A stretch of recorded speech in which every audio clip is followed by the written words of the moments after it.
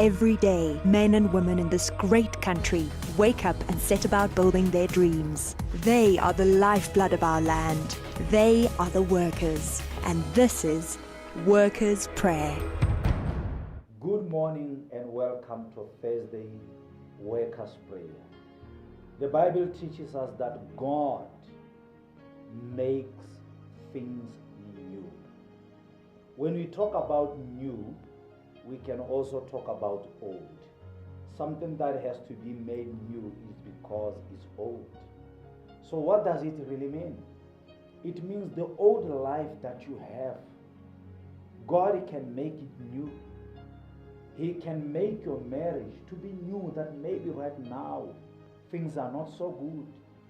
He can make your love life to be new, the one that right now maybe it is destroyed. You went through many things, inside of you are carrying the past that is terrible.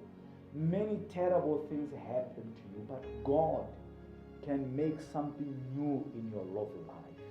Maybe you are a mother, a single mother, and you have been through so many disappointments. When we talk about single mothers, Muruti, many people, not only in Botswana but around the world is filled with single mothers. But if you put your trust in God, God can create something new in your life. You just have to believe and live your life without giving up. Don't give up. Trust God.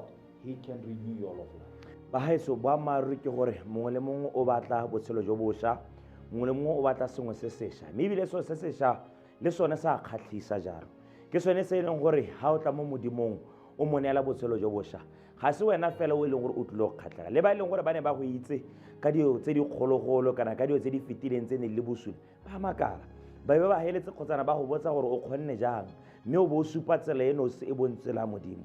Ke sone se motho etse re go rotloetsang gore neela modimo botshelo jwa gago, neela modimo mathata a gago, mme bile a go neele tsotlhe tse diša tse o di batlang o di eletsa. When I was about 8 years, my parents divorced, and my mother and my siblings had to move out of the house that we liked, the house we grew up in.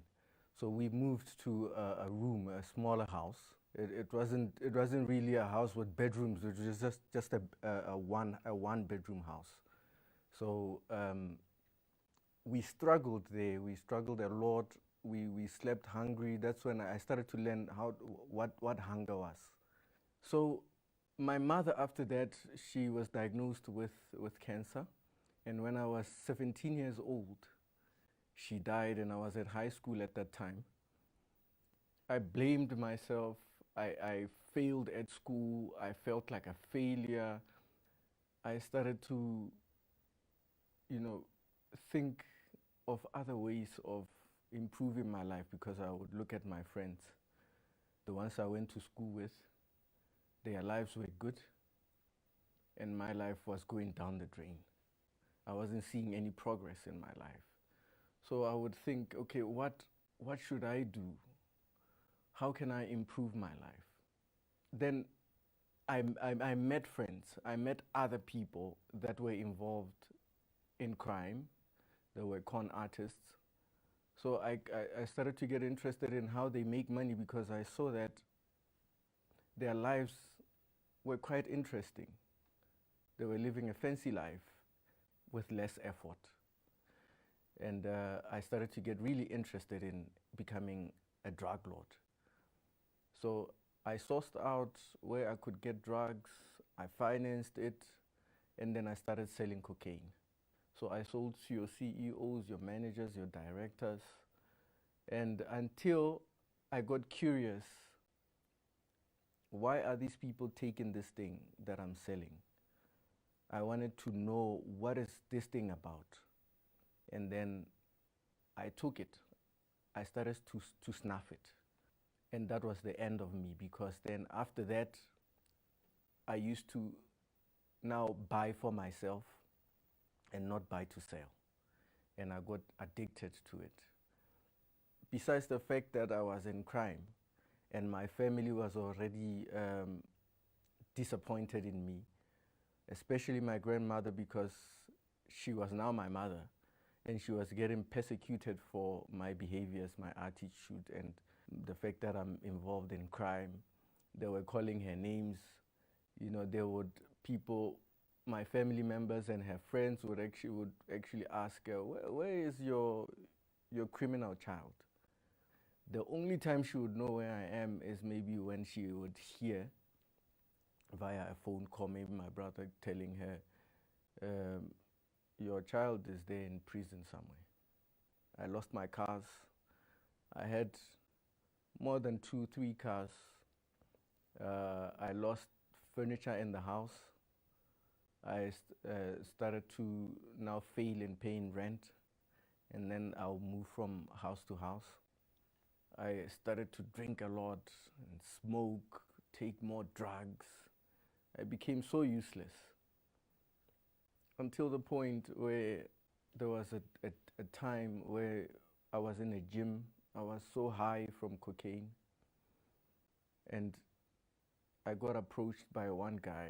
He tried to talk to me, but I couldn't really give him the chance to talk to me. And only later I learned that he was from the church, but before then, I went through worse moments before I could accept his offer. I went through worse moments. There was a point where I was high on drugs. We just finished drinking with my friends, and I wanted to go to a casino to go gamble. And along the way, I had a car accident. I was driving, and I don't know what happened. The car hit the pavement, and I was speeding, and it rolled about 9 times. And when the paramedics came and the police, they had to cut the car into pieces to take me out. The fact that I was in an accident, someone would think I would come to my senses, but I didn't. I still went on and bought cocaine that is, I think it was worth about 40,000. Consumed it by myself in one day, locked myself in a room, and I used the cocaine to the point where I felt like my heart is about to stop. I couldn't breathe. I was sweating too much. I was shaking. I was paranoid. Even the sound that I make myself, maybe by standing up or putting water from the tap, trying to drink some water, I would think someone is after me. I was paranoid. I felt like there was someone behind me. My eyes started to make images of very scary things. At that moment, I felt like my life was over. And only after then, I accepted the guy that I met at the gym, his offer. He came with a flyer. On the other side of the flyer, it was written problems, and then on the other side, solutions. And everything that was written as problems on the other side, it reflected my life. And I said to myself, maybe this is my way out. Then I said yes to this guy. I went to the church. To be honest, when I got there, I couldn't hear anything. I didn't hear nothing what the pastor was saying. I couldn't hear what he was saying. I was more interested in the way, how peaceful they looked. And I said to this guy after the service, I want to come back. He says, no problem, we'll come back tomorrow. The following day we came back. I heard only a few words. The pastor was saying, give God a chance, he can change your life. And I said yes. Inside I said yes, I'm giving God a chance to change my life. I kept coming. I learned about the chains of prayers. God worked inside of me on Wednesdays. Fridays I came. I came every day of the week, but my main focus was on Wednesdays and Fridays. Fridays I got delivered. I believe so much that I got delivered because I started to sleep at night. I couldn't sleep at night. I started to sleep at night. I stopped drinking, I stopped smoking, I stopped taking drugs. And it was not easy. I'm not saying I left it just like that. Besides feeling that I wasn't getting the cravings anymore, I felt some sort of a change inside of me. I felt peace inside of me. I felt the freedom I saw in the pastor that first day I entered the church. My life today, it has changed tremendously because I'm a married man now. I'm a happily married man. I have 3 beautiful daughters.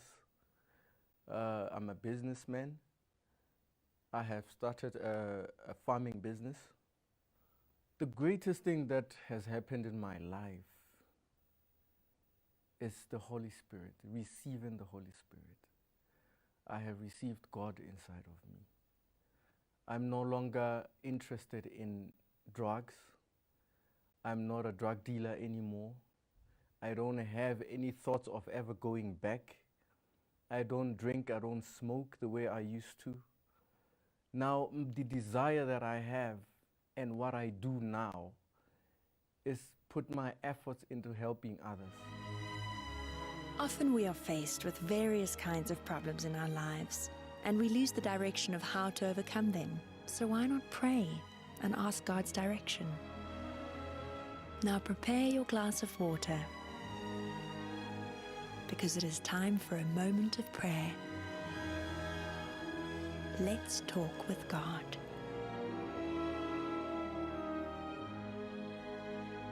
Modimo wa me ka leina le le maatla la morena Jesu re rapela botlhe ba ba re lebileng ba e leng gore Modimo wa me ba lapisitswe ke matshelo a ba tshelang ba e leng gore ba ketegaletswe go lebaka mme ba batlana le botshelo jo bošwa jo e leng gore ke wena o ka botlisang lenyalo la mme ona le setse le legologolo mo a sa tlhaloganyeng gore matsatsi a go diragala eng mo e leng gore o setse a tshela le monna wa gagwe hela ka motho le kgaitsadie re ona Modimo wa ka lenyalo la gagwe le setse le mo tsene mo teng ga sa tlhole ana le tumelo ya gore le ka fetoga Modimo wa me o Modimo o ka ntšhatsang o Modimo e leng gore dio tse di shawa di dira ke kopa gore o ntšhatse lapale ke kopa gore o ntšhatse botshelo jwa mme o jwa lerato mme le ena a simolole gore a nne ka boitumelo ke a go kopa gore a tsotlhe tse dintle tse di kgatlhisang tse e leng gore wa di eletsa ke kopa di diragale mme ebile Modimo wa ka le wena fela yalo o tlolela satla sa gago go botlhe ba ile gore ke babereki tsatsi la gompieno o tlhole o ntšhaditse megopolo ya bona le dikeletso tsa bona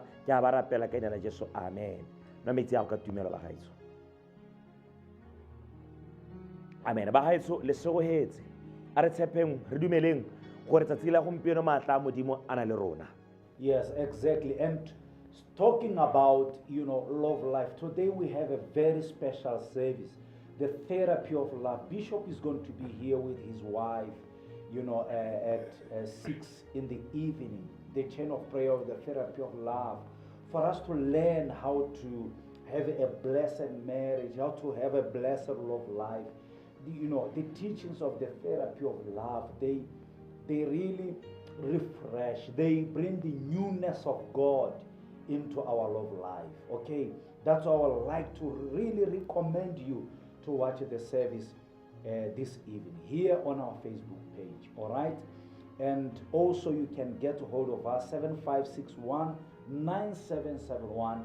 It's our helpline number. Tomorrow Friday we are going to be back 6 a.m. with Workers' Prayer. Bye bye. Every day, men and women in this great country wake up and set about building their dreams. They are the lifeblood of our land. They are the workers. And this is Workers' Prayer.